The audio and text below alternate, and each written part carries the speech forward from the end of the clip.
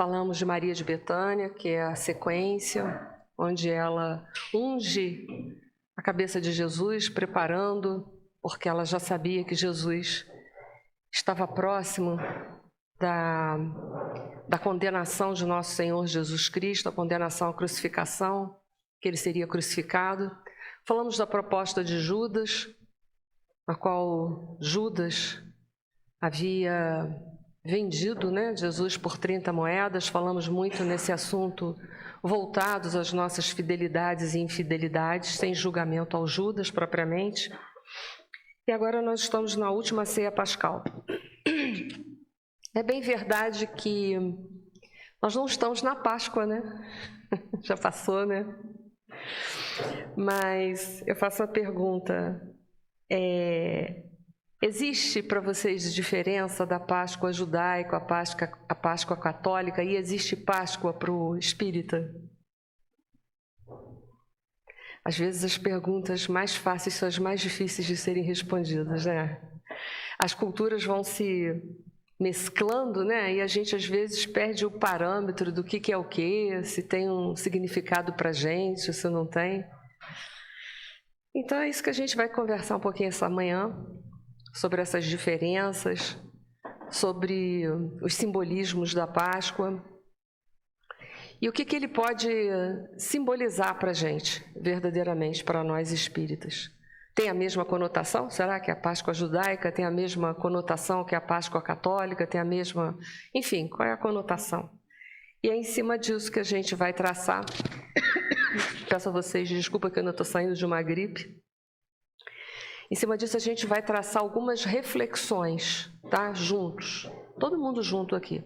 Nessa manhã que está frio, que está saindo o solzinho lá fora, mas está gelado aqui dentro, Que as casas têm essa característica na nossa cidade, A gente fica aqui dentro congelando. Então vamos lá. A última ceia pascal, e foi falado um pouquinho nessa abertura também, Caminho, Verdade e Vida. Caminho, Verdade e Vida, de lição 137, E aí a gente vai ver um pouquinho, falar um pouquinho dessa ceia pascal, em que Jesus vai se reunir com os seus discípulos para comemorar a Páscoa, porque Jesus era judeu. Mas a gente vai ver também qual foi o simbolismo de Jesus naquele último momento ali da comemoração da Páscoa. O que ele deixou para nós, simbolicamente, de mensagens para as nossas reflexões. Mas vamos falar da Páscoa, nós vamos voltar a quase 4.000 anos atrás, para a gente compreender o que era a Páscoa judaica. Sem muitas delongas, porque se a gente for falar de cada personagem, de onde que veio, por que veio, a gente ficava aqui a manhã inteira só falando da história do povo judeu e não ia chegar muito a lugar nenhum. A gente sabe que em dado momento histórico, o povo judeu foi escravo dos egípcios, a gente sabe. Mas como é que eles foram parar lá no Egito? Não sei se vocês já pararam para pensar. Tudo bem ficar próximo, mas eles são da Palestina, Então, como é que foi aparecer lá?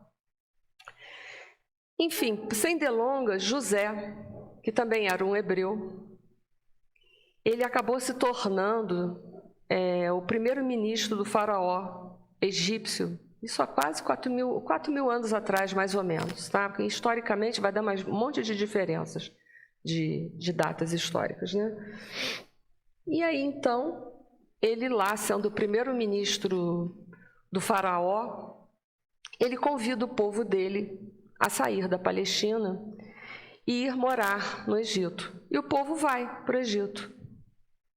E aí passaram-se aquele tempo todo, e esse povo, o povo hebreu, ele se tornou muito numeroso, começou a crescer muito. José morreu, o faraó da época que recebeu o povo, primeiramente, também morre. Os hebreus crescem muito em números, e o outro faraó fica com muito medo desse crescimento, de se tornar tão desordenado a ponto de inverter as situações. Questões políticas, como sempre, territoriais, a gente sempre marcando território. E aí, então, o povo hebreu se torna escravo dos egípcios. E aí, então, passaram-se muito tempo, o povo sendo escravo, fazendo todo aquele trabalho braçal de construção dos templos, de construção de todas essas maravilhas que a gente vê hoje lá no Egito. Passou-se muito tempo, até que então chega Moisés, que a gente também sabe da história, que também era um hebreu, mas que não foi criado por eles, né? Tem a história do cestinho, foi colocado no Nilo, e que a filha do faraó pega ele, enfim, aquela história toda, né? E Moisés, então, é convocado por Deus, a gente está fazendo um resumão das histórias, né?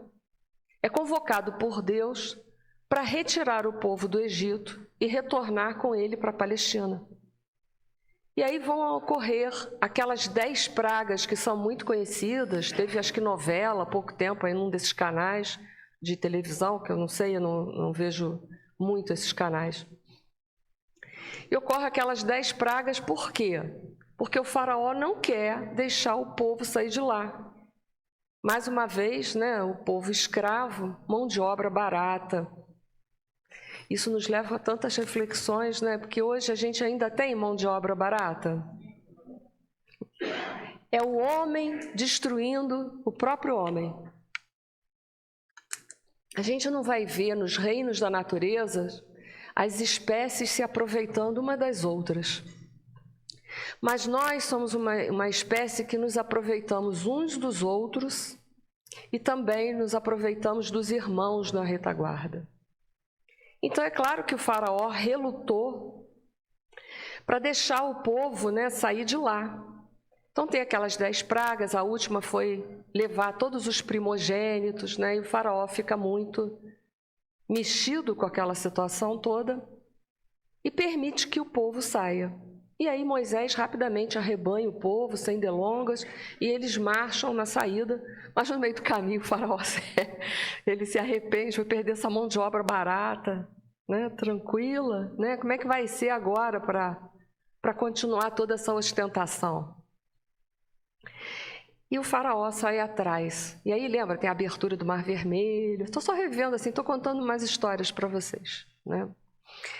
E aí, então, mas enfim, o povo consegue e Moisés leva o povo para onde? Para o deserto, não é assim? E lá o povo vai passar 40 anos lá no deserto. Essa saída de escravidão do Egito, né, deixar de ser escravo do povo, dos egípcios, e ganhar a liberdade, essa passagem, né, esse se chama Páscoa. É uma palavra que eu já até perdi aqui, eu não sei nem para que eu trago tanto isso, mas vamos lá. Um dia eu acabo me cansando e não trago mais. Chama Pessá. Pessá, não sei se é exatamente assim que se pronuncia, mas é passagem, é Páscoa, né? Significa Páscoa. Passagem. É essa passagem, essa libertação. Então, Moisés tem essa missão de libertar o povo, tirar. E aí, pelo povo ter deixado de ser escravo, eles comemoravam todo ano, né, na primeira lua cheia, depois de 21 de março, né, o equinócio, né, da primavera lá no hemisfério sul. Nesse período é comemorada a Páscoa, esse simbolismo, essa libertação dessa escravidão. Então, os judeus, todos os anos, depois que eles foram definitivamente para a Palestina, que saíram do deserto e que verdadeiramente retornaram, né, para a Palestina, todos os anos os judeus, né, os hebreus, eles saem da onde eles estiverem na Palestina. Faz parte da comemoração deles, das festas religiosas.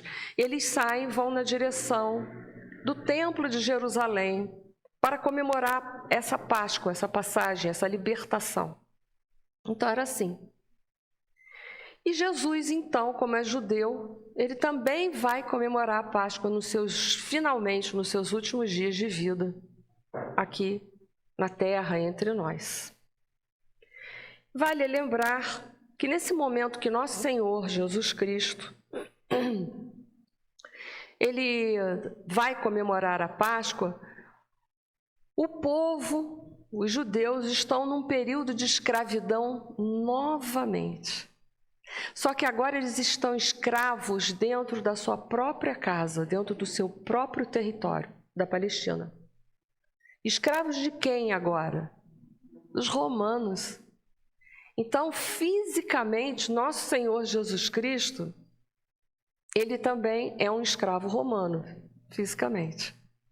Nasce dentro desse contexto. E aí, então, lá vai se comemorar a Páscoa, a escravidão, né? A libertação.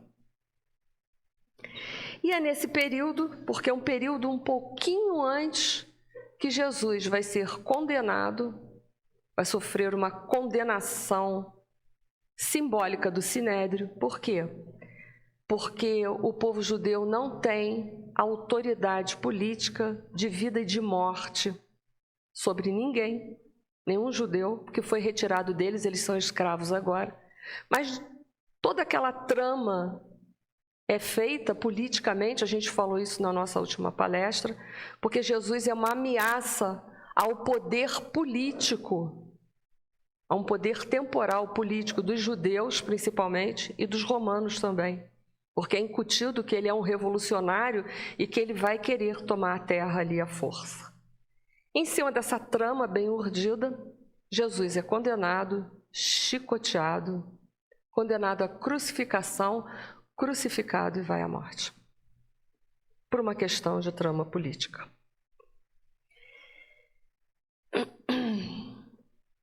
Mas o que representa a Páscoa? A Páscoa para o povo judeu. Para o povo judeu em si, a Páscoa judaica é a libertação da escravidão dos egípcios, em que eles podem sair dali e vão embora, vão ter a oportunidade de voltar à Palestina. Então é uma libertação de corpos, em que Moisés liberta, devolve a liberdade corporal, a liberdade material do ir e do vir para onde a pessoa quiser.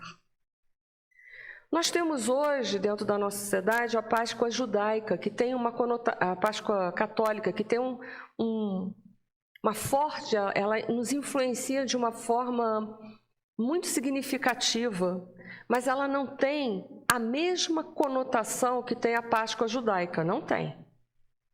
Para os católicos, é a libertação dos homens dos próprios pecados, porque eles acreditam que quando Jesus vai à cruz, ele é o cordeiro que fora sacrificado naquela noite, naquele dia, né, para a libertação de todos os povos.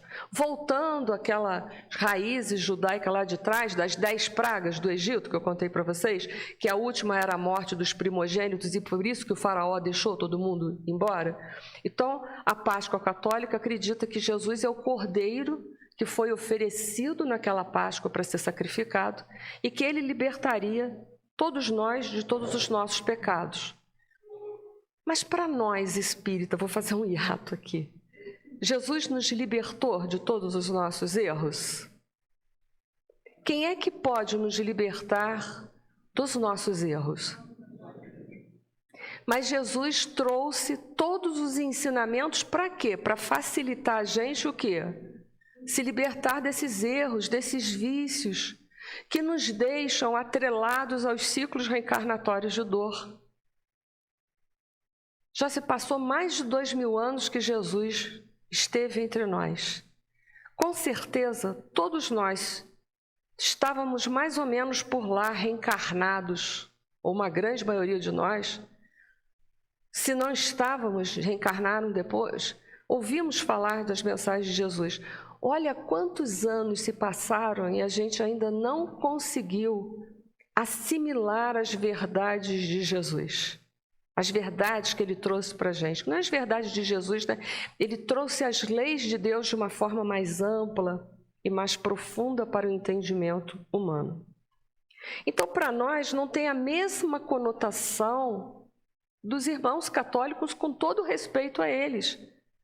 Porque nós acreditamos que para nós nos libertarmos dos nossos pecados, que a palavra pecado, não sei se vocês sabem, significa errar o alvo, a palavra pecado. No nosso erro de alvo, né? A gente faz de tudo para acertar nas leis de Deus, mas vez por outra, o que acontece? A gente achava que estava indo certinho, Quando vê, a gente já fez tudo errado de novo, né? Porque como é difícil a gente se libertar dos nossos vícios. E olha que tem dia que a gente presta uma atenção, a gente fica ali conectado. Quando vê, a gente fala assim, ai, derrapei de novo.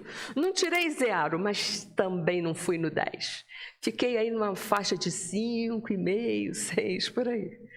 Por mais que a gente preste atenção.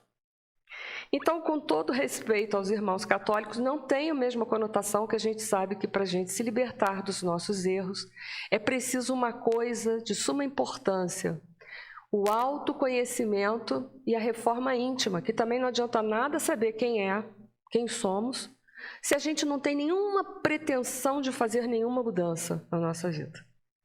Porque às vezes a gente sabe o que é e fala assim, mas eu nasci assim, né? E sou mesmo assim, você sempre assim. Vai se você quiser. O que muito me entristece, às vezes, as pessoas com um pouco mais de idade falam assim para mim, mas agora já estou muito velho para mudar. Você não está velho. O corpo está envelhecendo. Você é um espírito imortal, que tem como aprender e se modificar a qualquer momento da sua existência física. Você pode mudar até o último minuto da sua passagem aqui na Terra. Então, a Páscoa católica tem esse significado. E para nós, qual é o significado? Não é nenhum nem outro. E a nossa conversa da manhã vai ser essa, tá bom? Então, depois dessa viagem aqui toda, a gente vai voltar para a Páscoa de Jesus, né? Jesus vai estar lá, reunidos com os seus discípulos no seu último momento aqui na Terra, porque ele já sabia que ele seria condenado, já sabia de tudo isso.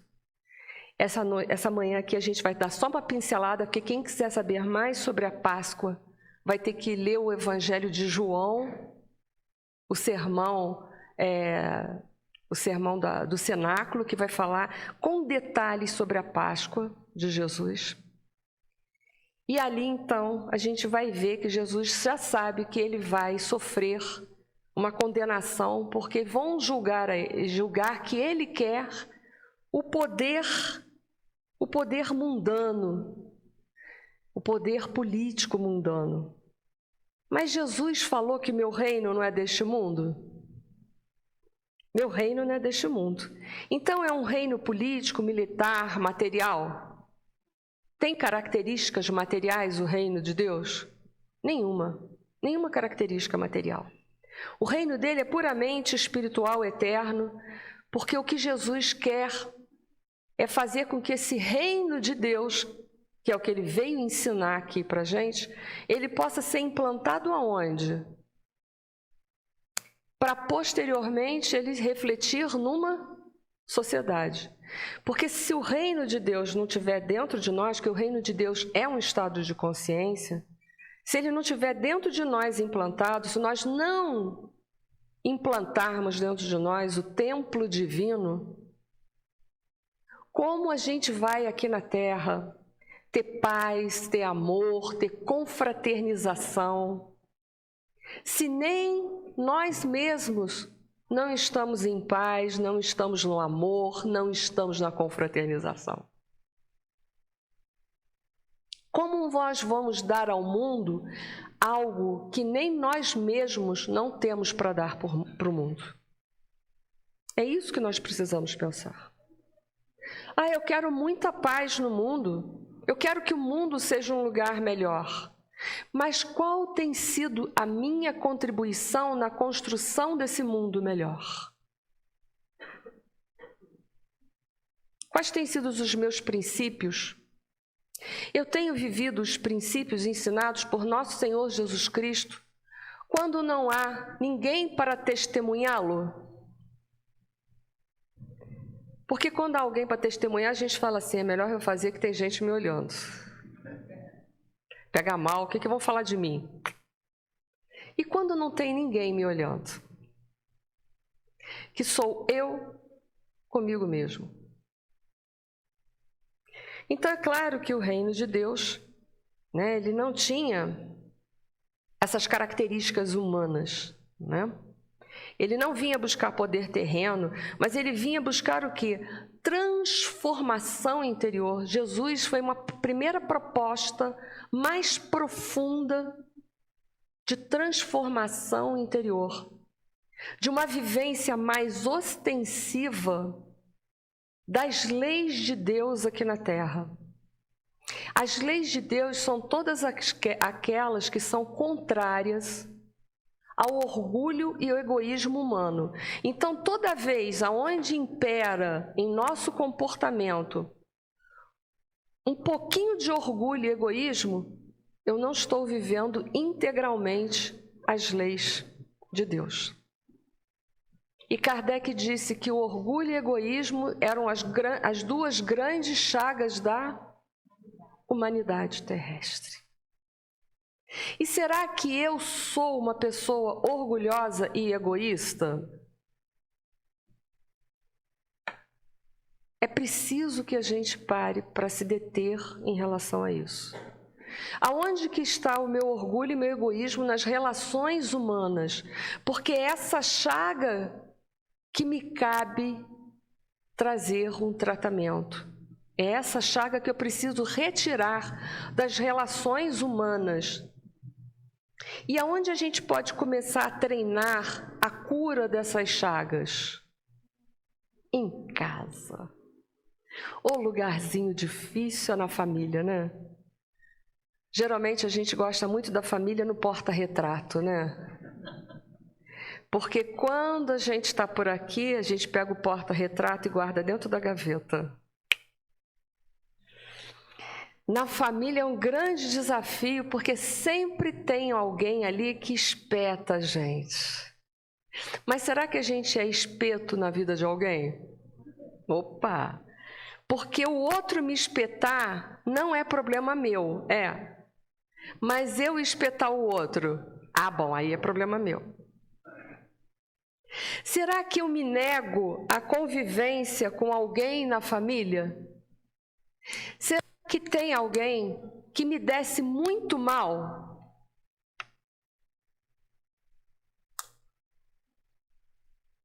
Então esse é o convite, né? É o convite de Jesus, a passagem, deixar passar o ódio para o amor, a aversão para a simpatia. Olha aí, já vamos começar a construir. Porque a palavra é Páscoa, né? Passagem. Vamos deixar passar. Deixa o ódio do outro vir e passar por ir embora. Porque o que eu vou dar para ele é simpatia, é amor. Amor no sentido de respeito. No dia me perguntaram assim, Nico, como é que eu vou amar uma pessoa tão antipática que me futuca o dia inteiro? Eu falei assim, olha, não seja mascarado. Não dá para ter amor, sentimento, né? Dizer I love you. Mas dá com muita tranquilidade para a gente respeitar, manter a dignidade do outro, ser bom para o outro apesar de. Não dá ainda para dizer I love you, porque o amor é uma construção de muitas vidas. Hoje as pessoas que a gente ama de graça, já viu que tem gente que a gente encontra, nossa, é uma coisa, né? É um encontro de almas. Porque isso foi construção de muitas vidas. Foram respeitos que foram, sabe, sendo repetidos na convivência, que foram sendo argamassados.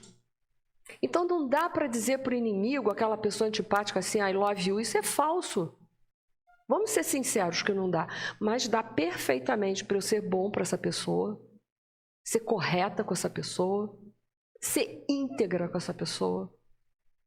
Tranquilamente isso dá para ser. E não precisamos nos afastar da pessoa. Podemos ser íntegros, né? Então, vamos lá. Moisés veio libertar corpos. Jesus veio nos ensinar a libertar a alma. É uma diferença muito grande. A Páscoa para Jesus. Vem me ensinar a me libertar daquilo que eu tenho dificuldade.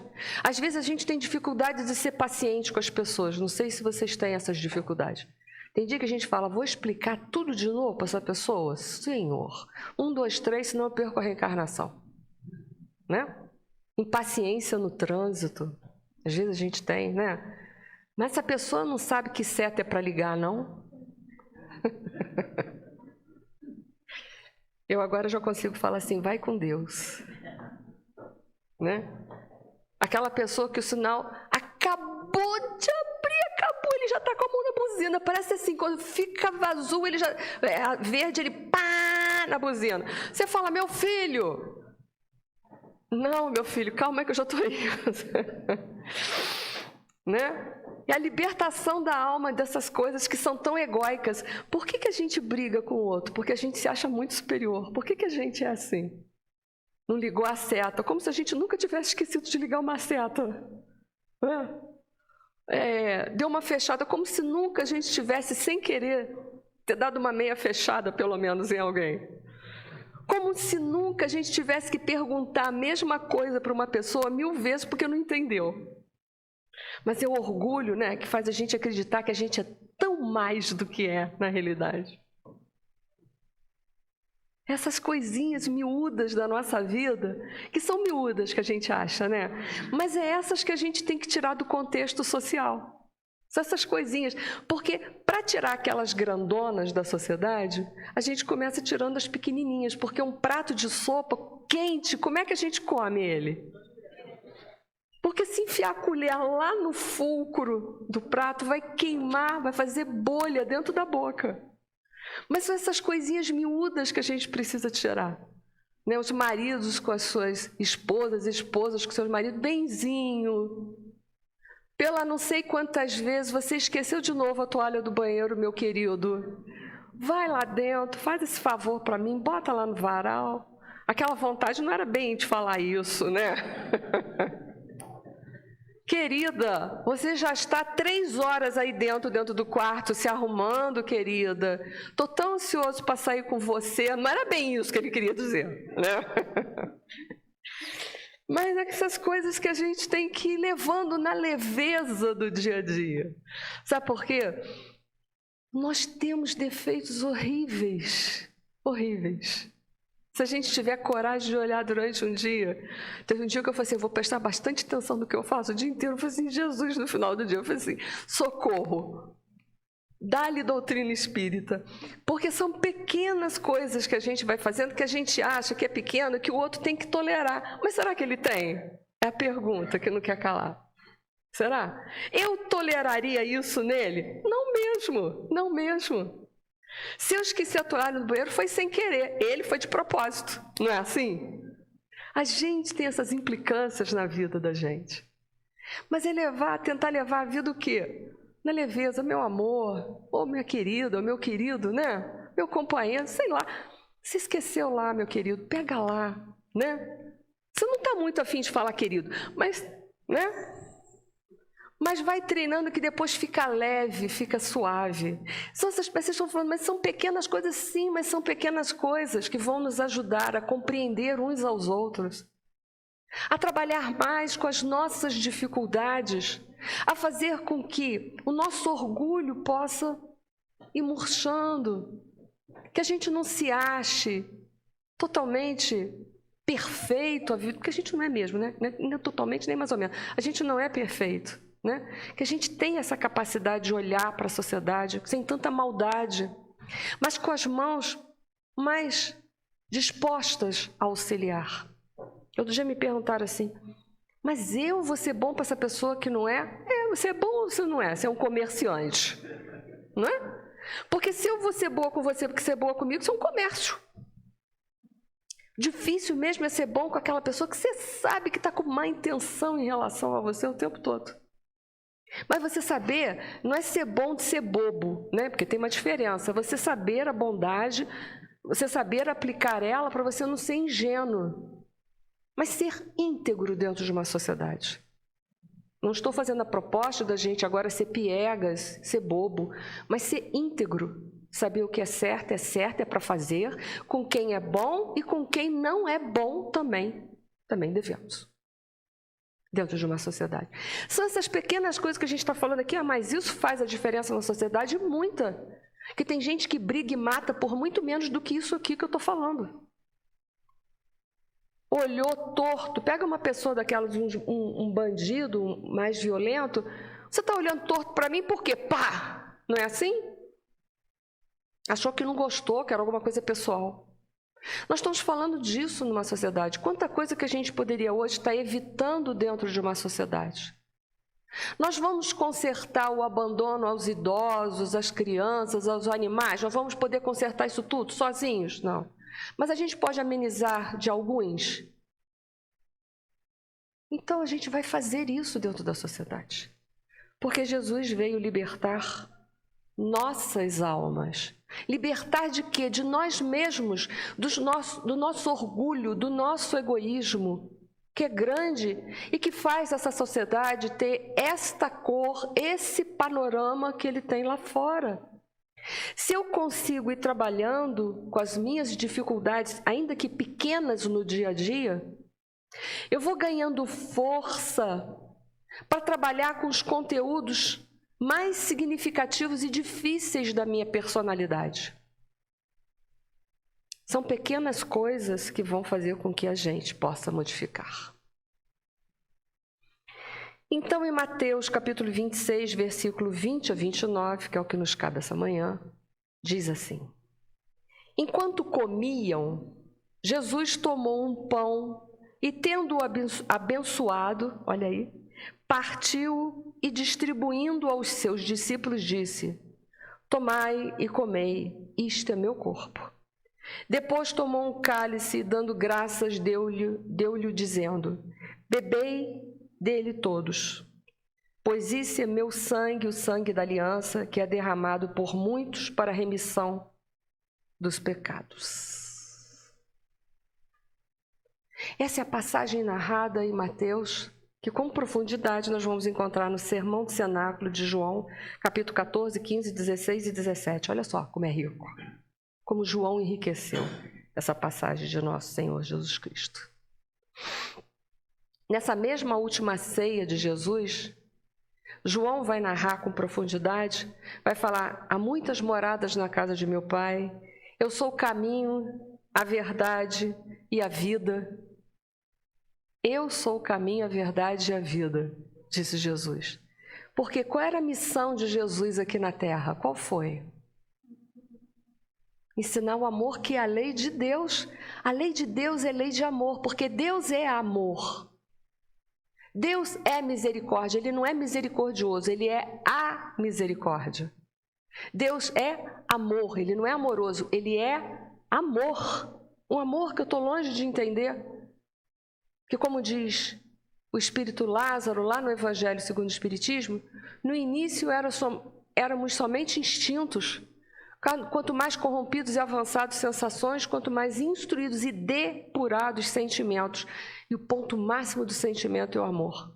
O nosso amor ainda é um amor instintivo, amor de troca, que é o amor sensação. Você me dá isso que eu te dou aquilo. Você é assim, então eu posso te dar aquilo. É amor de trocas. Para um dia tornar-se um amor sem condições dentro de uma sociedade. Então, Deus é o amor que eu ainda não vivencio, não compreendo, porque o meu amor está transitando entre os instintos, as sensações, e hora e outra ele é um amor instruído e depurado. Hora e outra, um amor incondicional. Hora e outra, meu amor é um amor incondicional. Então, Deus é amor. Jesus veio falar que ele é a videira, né? Ele falava assim: Jesus, a videira verdadeira. Os discípulos e o mundo, veio falar do Consolador prometido. Quem é o Consolador prometido? Que peso que a gente tem, hein? Já pararam para pensar? Muito será cobrado a quem muito foi. E não precisa ser tarefeiro de movimento espírita, não. Conheceu a doutrina, já foi dado muito.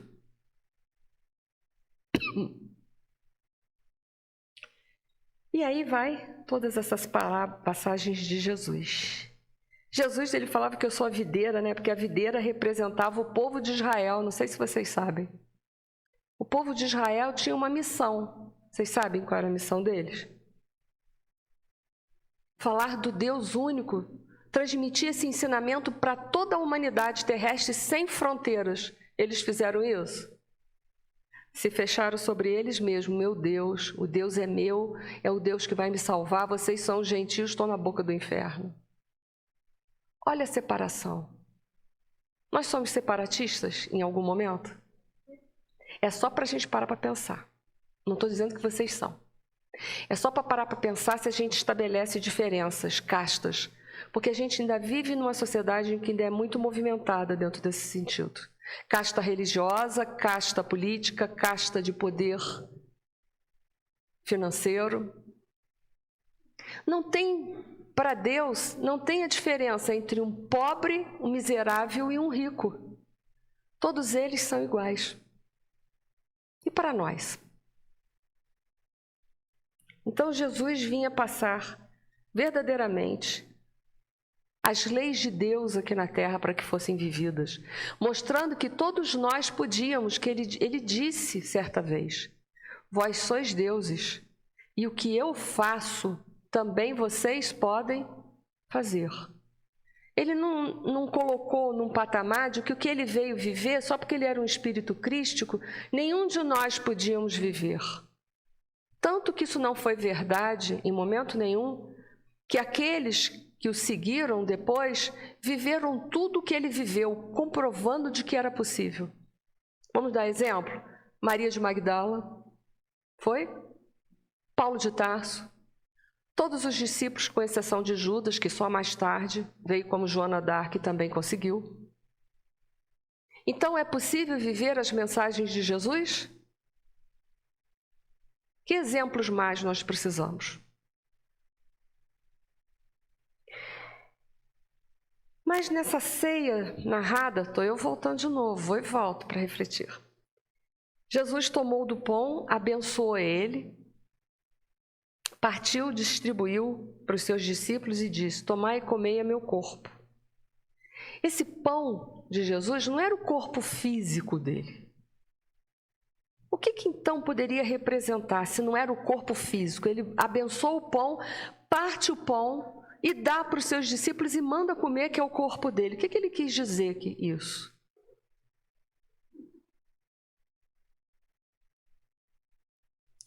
Um corpo tem muitas coisas. Um corpo é um sistema? É um sistema. Está tudo interligado? O braço funciona sem o tronco? Se eu desconectar ele aqui, ele funciona? Não. O tronco tem grande funcionalidade se não tiver os braços? Complica, não é? Se eu tirar o fígado, faz falta? Se eu tirar o coração? O que é mais importante no corpo? Tudo. Ele vinha falar da fraternidade universal, do amor universal, das leis de Deus. Toma, isso aqui são as leis de Deus. Nas leis de Deus, tudo é importante, tudo está conectado. É uma característica das leis de Deus. E aí eu vou fazer uma outra reflexão. Qual é a característica do egoísmo humano? Só em si mesmo. Tudo separado. Então, dá para continuar vivendo separado na sociedade? Essa proposta? Então, vou dar um outro exemplo. O que é mais importante, a natureza ou o homem? Todos dois. Mas nós não vivemos mesmo sem a natureza. Isso é uma parte. A natureza vive sem a gente? Em parte, sim. A vida biológica, sim. Mas é claro que a sua evolução espiritual seria mais complexa. Sem dúvida. Então, tudo precisa ser cuidado nesse planeta Terra? Tudo? Qual a nação mais importante? O Brasil, os Estados Unidos, a Rússia, Canadá, Austrália? Qual é a mais importante? Somos todos importantes. Uma guerra num desses países afeta todos nós? Não só poder econômico e político que eu estou falando, não. Estou falando espiritualmente. Vivemos e temos que nos conscientizar de que nós somos o que uns dos outros? Irmãos. Está na hora de mudar esse pensamento de fronteiras, né? Brasil, daqui para lá não é Brasil, então é menos importante, coisa e tal. Todos nós somos irmãos uns dos outros. É importante para construir uma nova sociedade esse sentido, porque essa era a doutrina, esse era o ensinamento de Jesus. Para haver um bom funcionamento, para a Terra ser um lugar melhor para viver, é preciso vivermos em fraternidade, amor. E às vezes a gente não consegue viver essa fraternidade dentro da família. Eu estou novamente buscando, mostrando para a gente que a gente começa dentro da família para poder viver o quê? Lá fora. Como é o conceito de família hoje? E já teve gente me olhando, né? Se a família se desmantelar, vai ser fácil implantar esse sentido de fraternidade, de universalidade? Porque a gente começa a amar em família e através das múltiplas reencarnações a gente vai mudando de família, não é? Para quê? Para criar laços espirituais e não só laços consanguíneos, não é assim? Então, se a família deixar de existir, vai ser fácil implantar esse reino? Não. Então, tudo começa onde é difícil, numa coisa chamada família. Porque se a gente consegue vencer aqueles desafios, os desafios lá de fora é muito mais fácil. Tá indo? Eu estou trazendo a reflexão, porque a gente está falando da Páscoa de Jesus, não é? Então, vamos lá.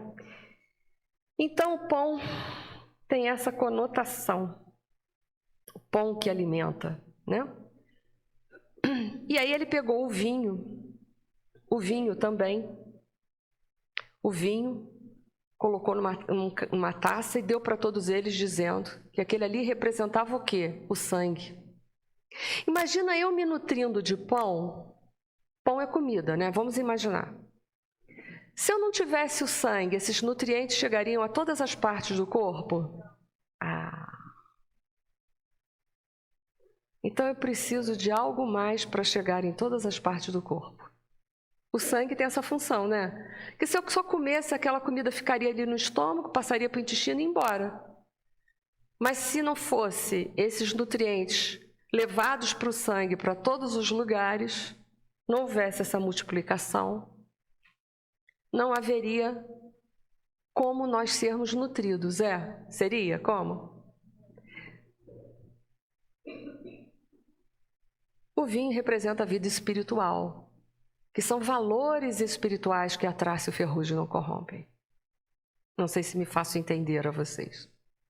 É a única coisa que não vai esmorecer jamais dentro de uma sociedade. São os valores espirituais. E aí Jesus finalmente, pois isto é meu sangue, o sangue da aliança que é derramado por muitos para a remissão dos pecados. Aí Jesus dá uma mensagem particular para os judeus, porque os judeus já vinham tentando, desde sempre, uma aliança com Deus. Não sei se vocês sabem disso, agora eu vou voltar à história de novo. Foram feitas várias alianças, a aliança adâmica de Noé, de Abraão, de Moisés, no deserto. Mas o povo nunca conseguia fazer essa aliança com Deus totalmente, porque sempre o orgulho, o egoísmo dificultavam com que essa aliança era feita. Essa aliança é essa comunhão que a gente tem que fazer definitivamente com o Pai. Jesus já tem essa aliança, essa comunhão direta com o Pai? Para a gente ver se a gente estabelece a mesma linguagem. Ele já está em comunhão direta com Deus, não é assim? Por isso que a gente sabe ele como um espírito crístico. Ele tem por finalidade administrar o planeta Terra, mas esses espíritos crísticos também têm a finalidade de administrar os sistemas e as galáxias, só isso. Um servicinho básico que se faz. Ele já está em comunhão perfeita, mas essa comunhão tem que ser feita, essa ligação com o Pai tem que ser feita ainda por nós. E é por isso que a gente está buscando a religião, que é o religare. Sim ou não? Eu estou botando vocês para pensar, a palestra não pode ser minha só. E a gente está aqui sentado essa manhã gelada, porque lá fora está quentinho, mas aqui está frio pra caramba. Porque a gente está buscando o entendimento das leis de Deus para a gente espiritualizar-se, não é assim? E definitivamente parar de sofrer, sair desses processos de dor, de expiações, de provas, não é assim? Alcançar esse reino de Deus. Então Jesus, ele vinha estabelecer definitivamente a sua aliança com todos os ensinamentos que ele havia trazido para a gente de uma forma muito clara, que ele trouxe, né, melhor dizendo, de uma forma muito clara para todos nós. Porque o que ele veio fazer aqui? Ele mesmo disse, eu não vim destruir a lei, mas eu vim fazer com que ela se cumprisse. Porque no meio da lei estava mesclado muito o quê? Os interesses humanos, os rituais, os cultos exteriores, tudo coisas para nos afastar e nos distrair daquilo que verdadeiramente interessa, que é viver as leis de Deus. Não é isso? Onde é que está escrito as leis de Deus? O caminho é para dentro ou para fora? Então, todo dia no final do dia, a gente faz o que Santo Agostinho mandou a gente fazer? Faz? Todo mundo faz? No final do dia, um balanço da vida. O que eu fiz de manhã? Dei bom dia, não dei, estava mal-humorada, estava bem-humorada. Obrigada, Marli. Eu xinguei o porteiro, ignorei o porteiro, passei pelas pessoas com cara de bulldog, raivoso. Cheguei no meu trabalho reclamando que era segunda-feira. Ué, se não fosse segunda, era terça. Qual o problema? Um dia ia ter que voltar para o trabalho, não ia? Então agradece logo que tem trabalho, que tem um monte de brasileiro desempregado. Vamos parar com essa frescura e vamos trabalhar na segunda-feira. Né? Eu já levanto e falo assim, o que tem para hoje? Amanhã é dia, né? Checklist. Adianta reclamar? Né? Como é que foi meu dia? Reclamei de Deus? Depois reclama que não tem trabalho, reclama que teve que trabalhar. Depois reclama porque está desempregado. Gente, a gente não sabe o que é na vida, né? Essa é a verdade. Reclama porque a família é assim, porque é assado, mas se não tivesse família nenhuma, você já pensou a gente sendo órfão? Eu não consigo imaginar a gente não ter uma raiz. Não vai ter nem com quem brigar, já pensou? Então, as leis de Deus estão dentro de nós.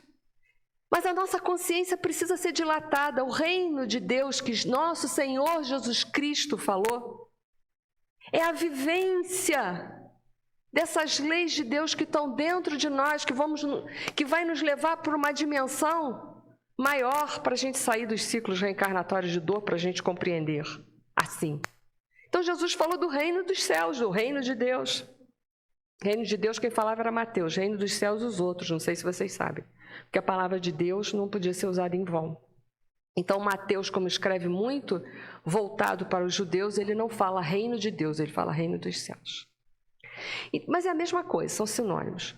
O reino dos céus ou de Deus é a vivência, a dilatação dessa consciência, onde está escrito as leis de Deus, que está escrito dentro de nós.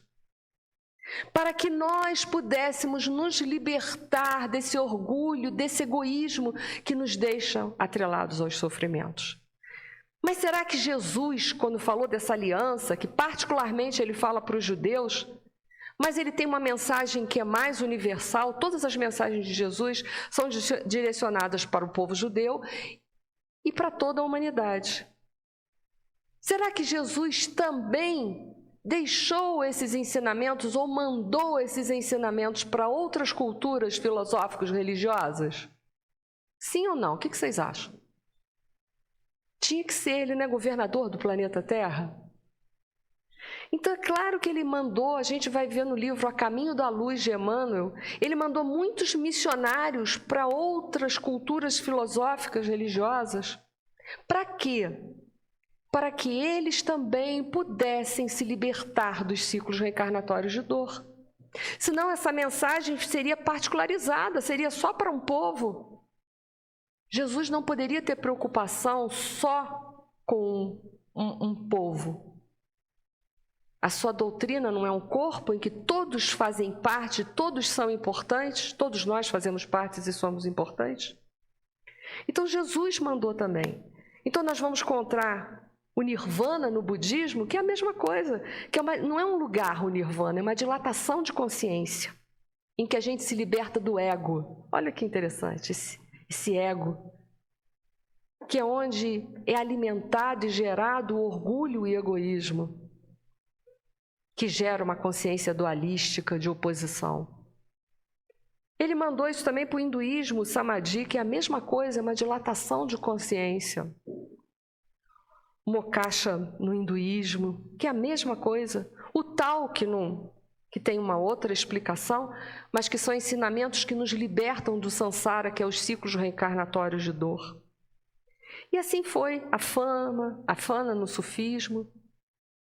Em todas as culturas, em todos os povos, ouviu-se falar de uma dilatação de consciência, que é a vivência dessas leis de Deus dentro de uma sociedade, dentro do ser em primeira mão, porque tudo tem que começar dentro de nós para depois sair de nós, porque nós não podemos dar nada ao mundo que não temos dentro de nós implantado. Se não conseguimos viver a misericórdia, não conseguimos viver o amor verdadeiramente, como nós vamos conseguir contaminar, contagiar uma sociedade? Como nós vamos conseguir construir, materializar isso ao redor de nós, se isso nem está materializado dentro de nós mesmos?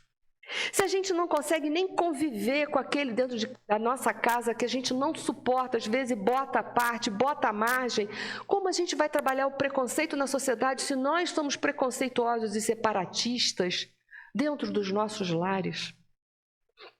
Como eu vou trabalhar a paciência se eu não tenho paciência com aquele que convive próximo a mim, que pode ser um pai, uma mãe, um irmão, um marido, uma mulher, um filho? Se eu não consigo ter paciência com eles, como eu vou ter verdadeiramente paciência com o outro dentro de uma sociedade? Essa é a pergunta que não pode faltar na nossa vida, né? Então, o significado para a Páscoa, da Páscoa para os espíritos, é essa transformação moral, que só pode ser feita através do autoconhecimento e da reforma íntima. Quando é Páscoa para os espíritos, para os espíritas? Todos os dias. É dia de deixar passar do ódio para o amor, da intolerância para a tolerância, da incompreensão para a compreensão. A Páscoa para o espírito é todos os dias, porque ela é só um simbolismo.